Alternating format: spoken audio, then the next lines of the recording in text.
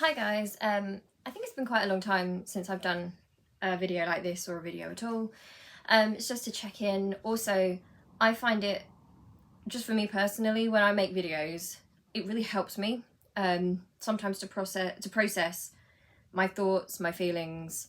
I know that sounds really weird, but sometimes I really struggle to know what I'm feeling when I'm feeling it. I detach for a little while, and then I kind of have to digest stuff and think about things. So the whole process of doing videos about mental health and things like that is really helpful to me, because you make it, you don't really know what you're going to say because I don't plan these, and then you edit them, so you watch them back, and it kind of helps. I find it quite therapeutic, so I'm going to do some more of these because I just feel like I need this space to be able to, not necessarily vent, but just have a space where I just talk and to be understood by people who have similar kind of issues or understand the same sort of things. So yeah, I'm gonna try and get back into doing that just for my own sake, really. But I hope it helps other people, but I don't know. So the last things you would have seen on my channel, so obviously a lot of stuff about Gaza. I've got a few more videos coming about the Meghan and Harry / royal situation, and I think I've said in a video before about how uncomfortable I feel posting that kind of normal content while we've got what's happening in Gaza, and I'm finding that very difficult in my personal life as well. And I don't really know how to express it. Like, obviously, we're so lucky to be here. I am, you know, in Britain, in England, and we're not being bombed or anything like that. We're not being starved. I know there's some really dodgy bad things about this country, but, you know, we're safe mostly. I mean, I don't know what's going to happen in the future, but, you know, we're not in a war zone. We're not in that situation. And I'm finding it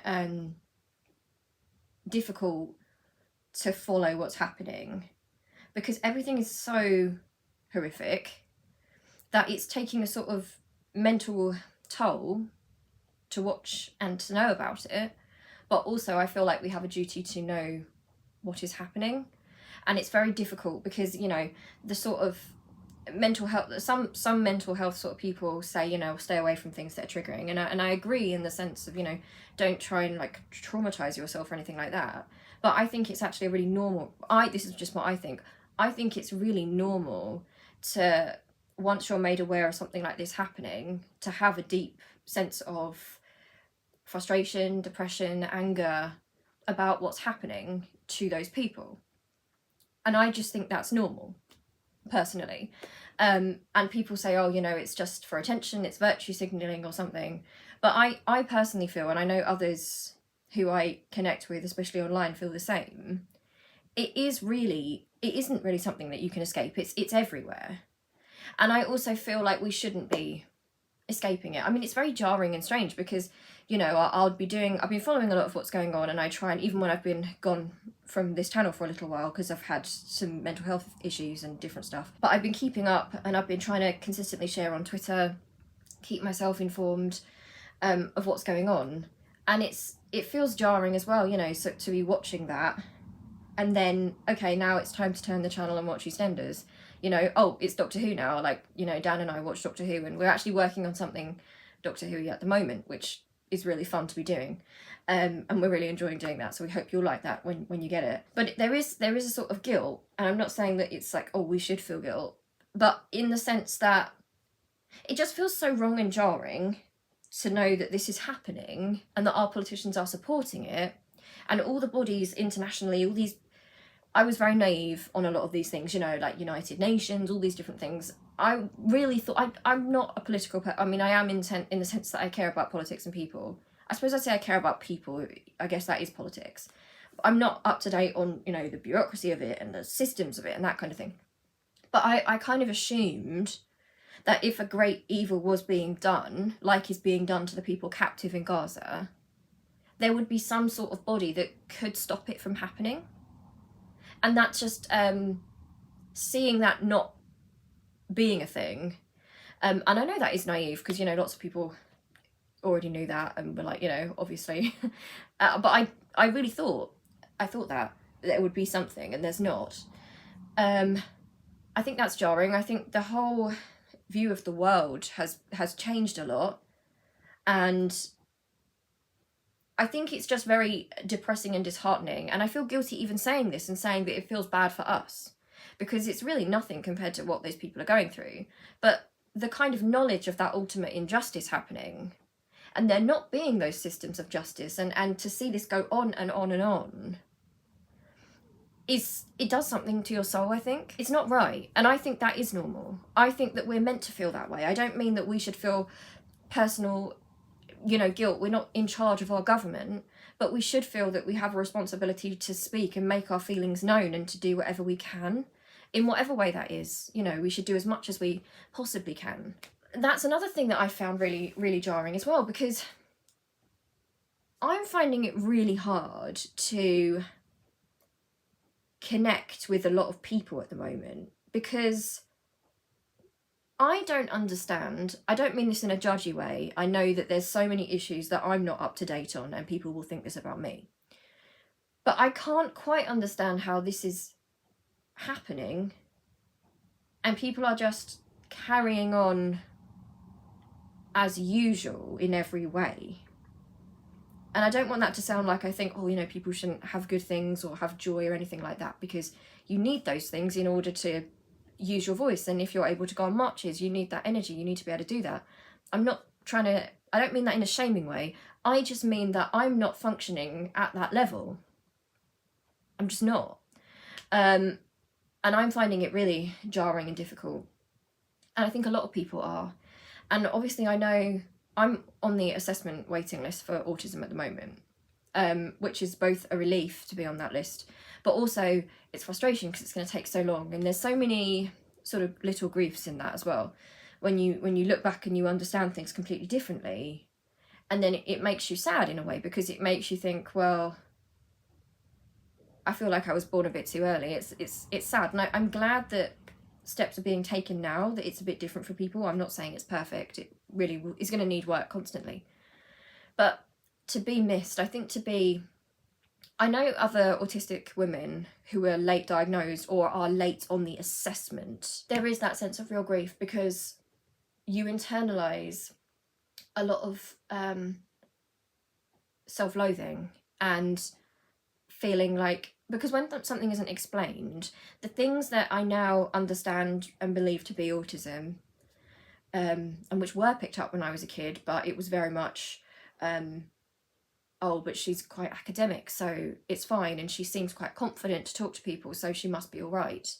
And obviously I was actually sinking, hence my life trajectory, but I was able to academically perform and mask well enough for very brief periods of time that I kind of went under the radar, like a lot of girls. And with diagnosis of I struggled with anxiety and depression for many years growing up. I've got a lot of trauma related issues from lots of different things, so that makes things even more complicated, because you don't know what's complex PTSD, what's autism, the anxiety, the depression, the panic, like what is because of your situation emotionally or whatever, what are those things and what isn't. And that's very, very confusing. Obviously I got diagnosed with ADHD a while ago, which was a huge relief, but it made total sense when it happened. And obviously a lot of the time ADHD and autism are connected, and so yeah, it's a relief to kind of know that. But the grief of all those internalized things that you struggle with, I'm finding that hard, because I already have a lot of grief for my life in general, and the way things were and things like that. I have a lot of those feelings already, and I find that quite tough personally. Like, I do find that upsetting, and it's no one's fault to be born in that time period. I mean, we're lucky enough, if you're in my generation, to be in the time period where hopefully we're seeing things change and become more recognised.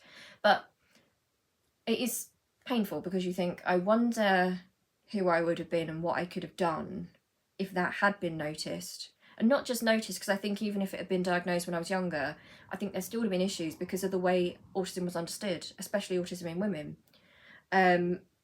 but it just makes you wonder, how might things have been different if accessibility was different, if people understood that, you know, that you were suffering with that thing. How different would things be? That was a bit of a tangent, sorry.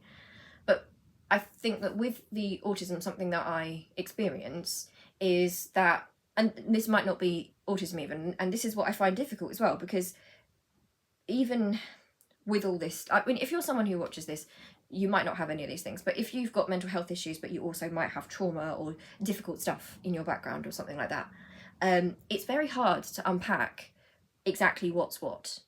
You know, it's quite difficult. But I have got quite a strong sense of justice, but I get upset when there is an injustice. Like, I'm emotionally upset. You know, it really gets me.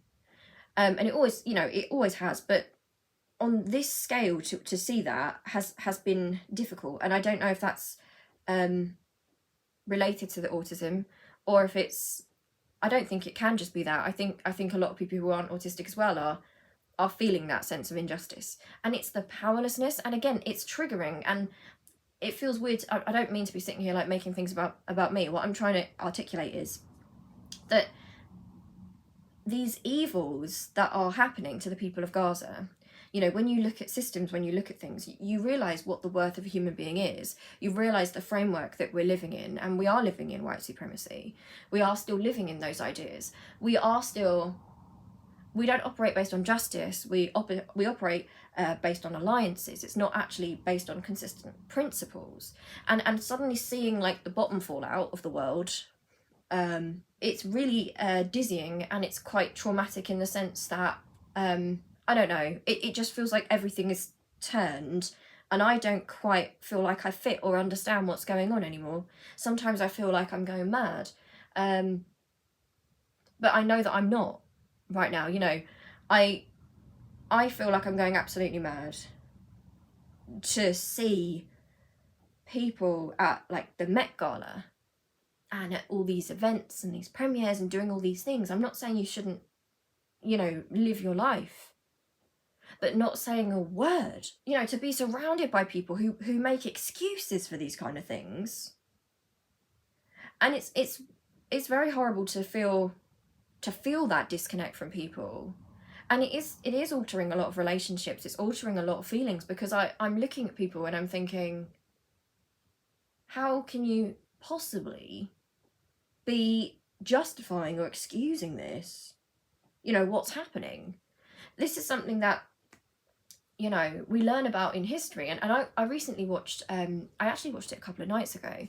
I got round to watching The Zone of Interest, the film. I haven't read the novel yet. I've got the novel, but I haven't read it yet. I know it's quite different from the film. And so the basic premise of Zone of Interest is it's a film, it's about the Holocaust, but it doesn't show the Holocaust itself.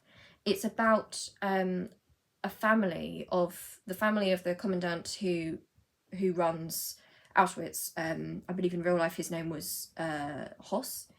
I need to do some more research on that. I found that really interesting. And it's how his family exists next door to Auschwitz. You know, it's right behind their fence.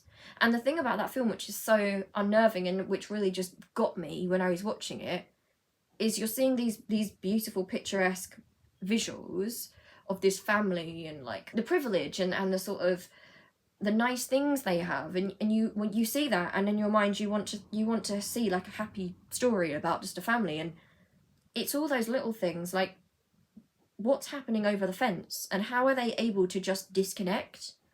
The family have been living there for a few years when the film starts, and they are completely desensitized to what's going on. So in the background you'll hear the trains coming to bring people in, and you'll hear the sound design in this film is you hear in the background, it gets louder throughout the film, you hear the horrible sounds of people that are in panic, and it's the characters are tuning it out, and as you're watching it you almost start to tune it out because it's so awful. And I think it's a really spectacular film. I don't watch a lot of films because I don't have great concentration, but that really got me. I did a lot of research when I was younger about, for example, the Hitler Youth, the BDM, which is the kind of the girls' league, the German girls' league. I was interested in that indoctrination, and at the time, I think I told you before, I wrote a draft of a novel, which I must have done this when I was about 19 or 20. I wrote a draft of a novel which was about a girl who was part of that system, you know, and the indoctrination. But then once I really got into it and researched it, and I did so much research on this, so I know quite a lot about the indoctrination side of, in terms of, you know, how on earth did that happen? How was it allowed to happen? Psychologically, that's something that I've always found very difficult to understand. But we see it all over the place. I mean, we're all potentially, you know, we can all be desensitized, we can all be radicalized, we can all be driven through fear or nationalism or into monsters, really. You know, I've always rejected the idea that human beings are, even the most evil human beings, like, we might say they're a monster, but we mustn't forget that they are a human being first and foremost. Not because it's like, oh, you know, let's be nice to them to be fair to them, but to understand that it could happen to anyone, and sometimes the worst evil is the evil of just letting something happen. You know, it's to just see some people as less than you, and to allow their mistreatment and to support their mistreatment, and to be able to say, well, their children aren't worth as much as my children, or, you know, it can happen to them, I don't want it to happen to me, and if it has to happen to someone, I hope it's them and not me. But I did quite a lot of research on this topic when I was doing the novel, and I eventually, you know, I did so much research into this at the different levels, especially I studied like Munich particularly, and in the end I realised I wasn't even best placed to write it, because I felt like there was so much I was learning as I was going. Yeah, I read a lot of the I watched a lot of the propaganda, the anti-Semitic propaganda, how in every kind of facet of that society they were pushing anti-Semitism, right? Anti-Jewish hatred. And over years, they would get ordinary people to just be desensitized, so it got to that final point when people would just allow it, because it doesn't happen at once.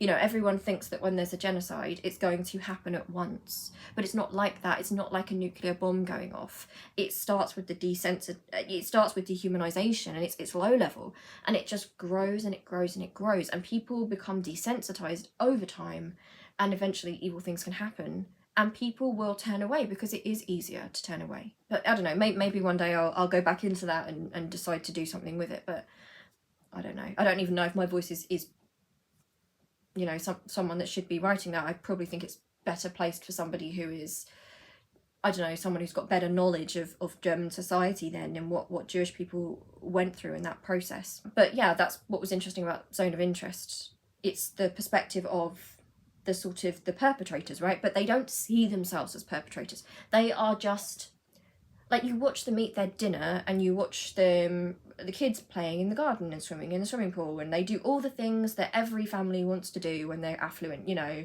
they love each other in their family. And people think that in these sort of regimes that, you know, people are going to be monstrous, so, oh no, but they love their children or something. You know, monsters do and can love their children. It's the ability, it's not them saying, oh, I can't love my children. It's being able to say, I can love my children, but I can let evil things happen to other children, and I don't mind that. And I think people often get that wrong. So it's a very disturbing film, but partly because being forced to watch the perpetrators, how they just listen to the wireless and dress in nice clothes and have fun. Meanwhile, this is literally happening just over the fence. It makes you realise all those things that as human beings we are capable of tuning out for comfort. And I guess not even just that, but like the bureaucracy of evil. That was the thing that struck me, and that has always been the thing that, you know, when you think about genocides, but especially the Holocaust, because that's the one I really studied, it's the mechanics. It was the bureaucracy. You know, there's a scene in Zone of Interest where they are literally, there's a guy talking like he's talking the commandant through his bank, like he's a bank advisor, you know, or like he's a solicitor and he's advising him on things, and he's teaching him about the technology that's going to be used in the camp. And it's just so casual, right? He's there like an architect. He's like, yeah, we can do this, we can do that.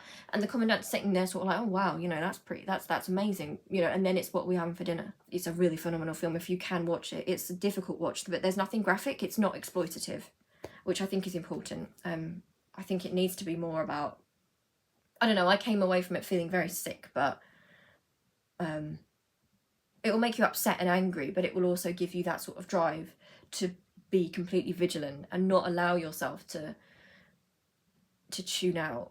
You know, I don't think humans are made to tune out the crying of children. You know, we're not made to do that.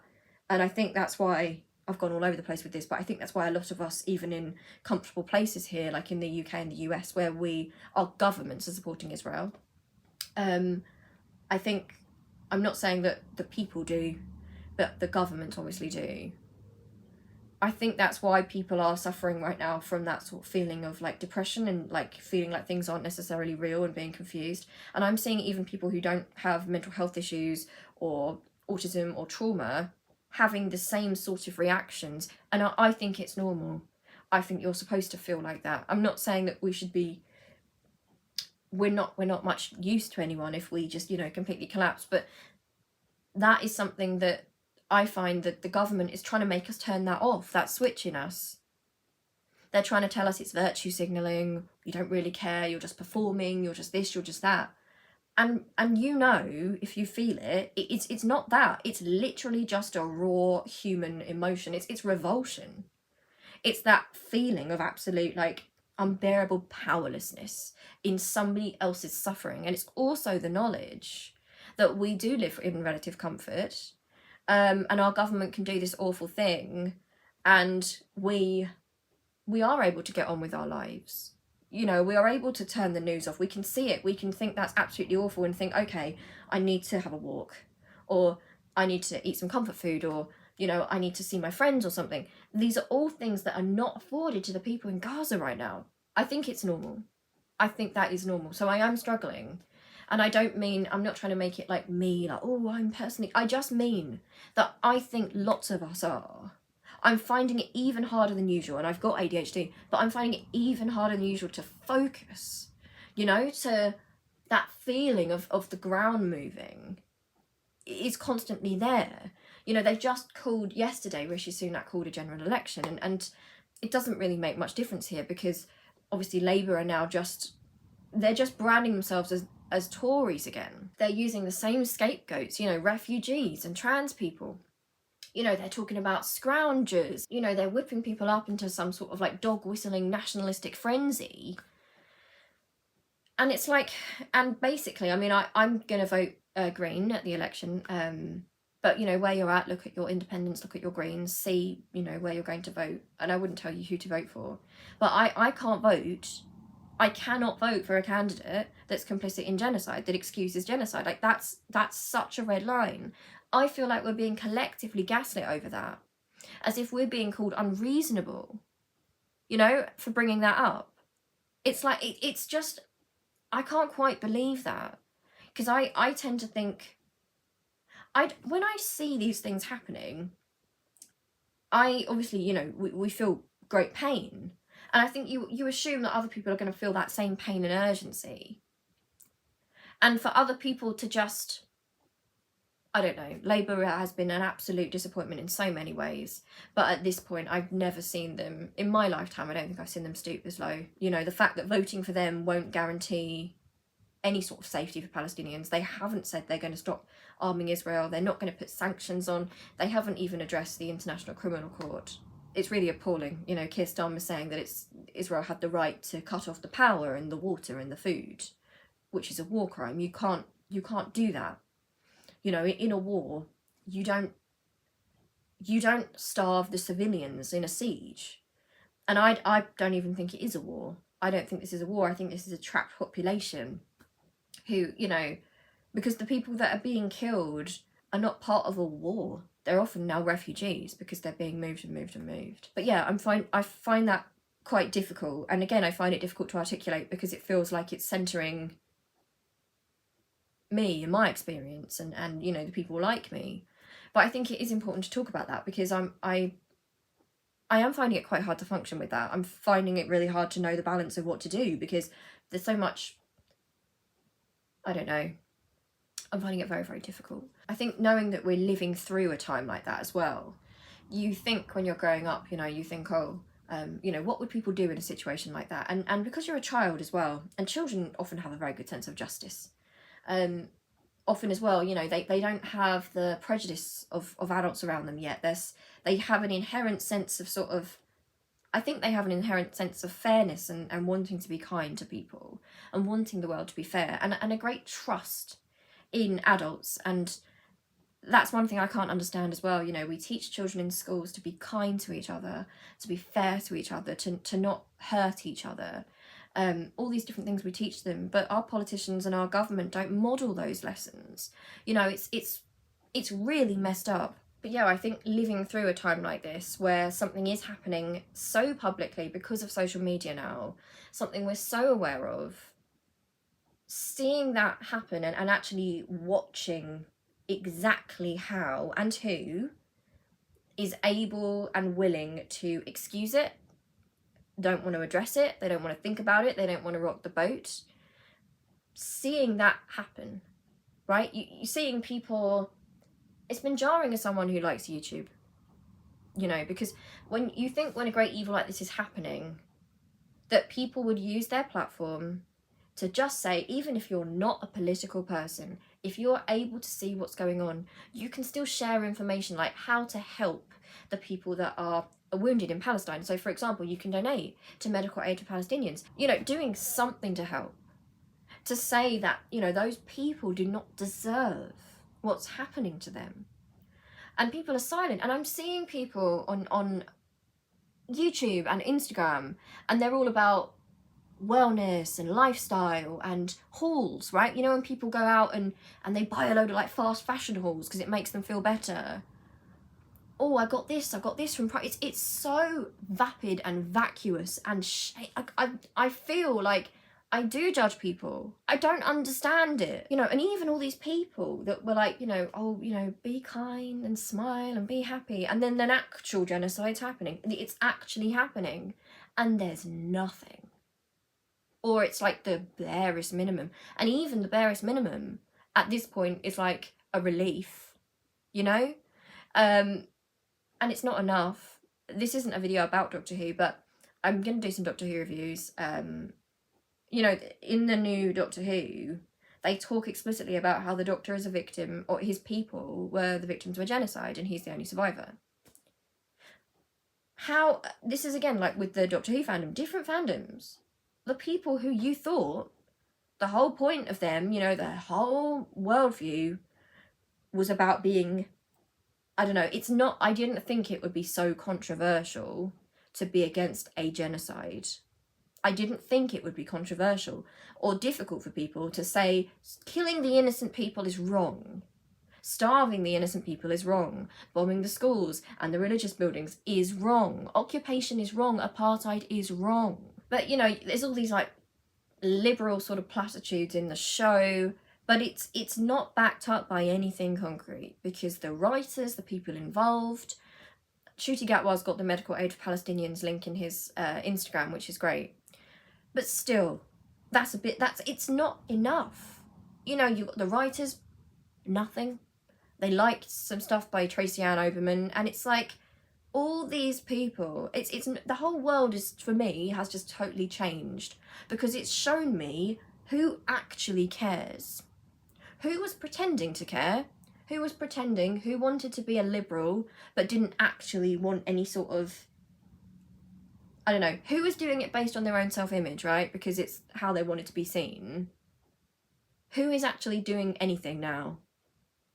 Because it's happening right now. And if people wonder in a big situation in the past what they would have done, this is what you would have done. This. And I'm finding that very difficult and very jarring.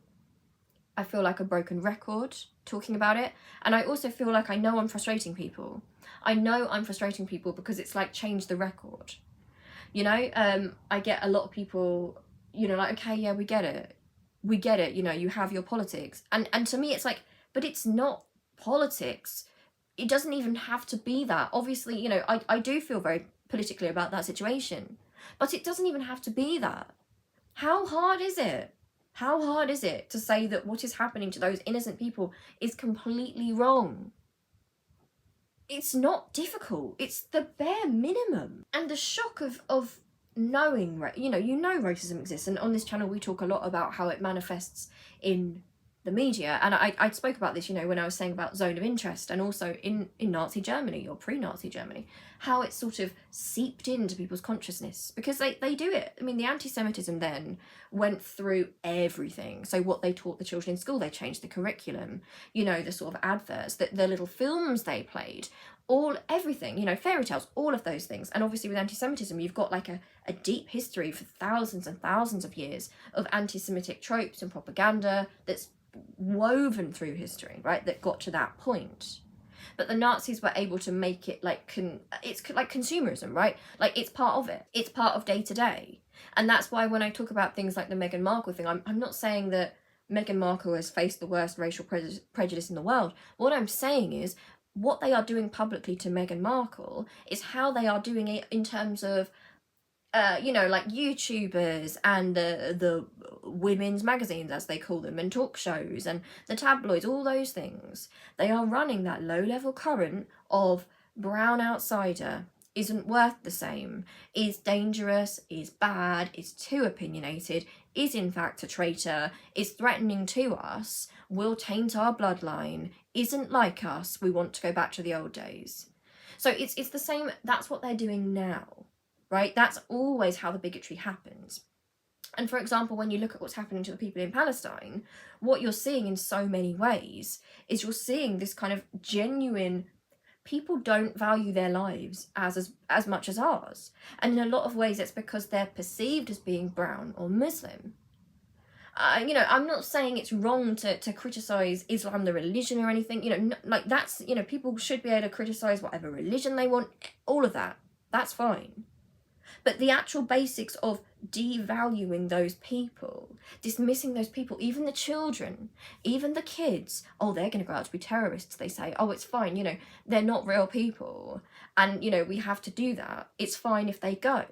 Being able to, not even to know an atrocity is happening to an adult, which is bad enough, but to know it's happening to children every day, and to be able to just, people aren't acknowledging those children as children at all. Like they're not like, it's unbelievable to me, and it shouldn't be, because, you know, when we look at racism and stuff on this channel, and I don't get into it as much as a lot of other people, because I don't have the same lived experience. I'm a white presenting, or people use different words for that. Let's just say I'm racially ambiguous. So when I've had racism, it's going to be it's very different. It's always been when somebody's known, and it's been different. I've not, you know, it's not going to be the same as, for example, someone like Diane Abbott's going to face. It's going to show up in a different way. But it is that same old principle, here at least, the way we're viewing it. They're trying to tell us that the Israelis are like us, they're white, they're Western. And that's why you've also got a lot of, like, the far right, who absurdly are now siding with the Israeli government, even though they are deeply anti-Semitic. And again, this is why Israeli government does not equal Jewish people, right? It's being pushed here as a sort of way to say yes to whiteness, right? Yes to the West. But if it's a brown country, if the people are Muslim, if we see them as Muslim people, then it's fine. And we've been desensitized to that since the War on Terror. Over time, they've done that. And it is shocking just how much people have bought into it, to the extent that they're not questioning. And you feel like the mad person when you say to them, I don't understand. You know, you'll get somebody saying to you, well, sure, wars are bad, but, you know, they have to get rid of these people in order for Israel to be safe. And you feel like the mad person by saying, but what about the Palestinians that deserve to be safe? Why are they offered up as a sacrifice? It doesn't have to be like that. Why are you willing to trade a human life for another human life? It doesn't have to be like that. The world doesn't have to be like that. And I feel like our politicians are trying to make us feel it's got to be like, I don't know. I talk about dynamics and abusive dynamics and things on this channel a lot. There always has to be a scapegoat. They always have to make you think there's not enough to go around, right? That somebody getting their freedom, right? Somebody being treated equally is bad because it will be bad for us. It's not bad. When all people in this world are equal and have their freedom, we will be better off for it. All of us will, like as the human species in general. When we are all free, it will be such a beautiful thing. And I'll be honest, I don't believe that my personal safety and freedom is more important, or I have more of a right to that, than a Palestinian child or a Palestinian woman who's the same as me over in Gaza. I don't think it works like that. I think we have equal value. I think we have the equal right to live. And I can't understand people who are saying in order for us to be safe, such and such. It's ridiculous anyway. But even that, with that ridiculous premise they keep throwing out there, which doesn't make actual sense and doesn't account for the history of the region and what Palestine has gone through, even that, people accepting that, how can they possibly accept that? Like, do people actually believe that we are more human, that we're more real, that we feel more and we deserve more, and that we're better in some way? It's just an accident of birth that we ended up in a place like here where we have more safety. You know, we have a lot of freedoms in the sense, you know, we're not being bombed. That is luck. We didn't get born and earn it. You know, it's just luck. And all human beings have that same right, don't they? Shouldn't they? I don't know. But yes, I'm going to make some more of these about all sorts of things. I really need to get into a lot of mental health stuff. I'm going to do other stuff on the channel. And I'm thinking that might be a way to go with this as well, because I'm seeing a lot of people who are doing fantastic work on the reporting of what's going on in Gaza. And I'm trying to think of ways that we can bring attention to it, ways that we can talk about, I don't know, how we also stay resilient so that we don't become desensitized. We're not able to just say, anyway, that's happening, that's a thing that's happening. It should remain as shocking to us as it did from the beginning, you know. And I do worry that we're starting to think, oh well, that's just a war, that's just the Middle East, and we mustn't be doing that. Yeah, thank you so much for watching. I'll see you really soon, just for more chatty stuff like this, I guess. But I hope you're doing okay. Links in the description box to medical aid for Palestinians. You can donate even if it's just a small amount. Yeah, okay, thanks for watching and I love you loads. Bye.